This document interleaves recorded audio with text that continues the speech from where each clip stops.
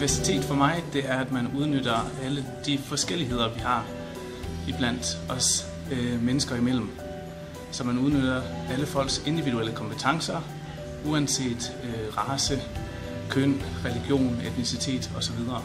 Diversity for mig er et spørgsmål om at få fat i de bedste talenter, skabe et bedre arbejdsliv, et bedre samfund ved at udnytte de ressourcer, vi hver især har, og de styrker, vi har. Det gør vi kun, hvis vi har en åbenhed over for diversity i os alle sammen.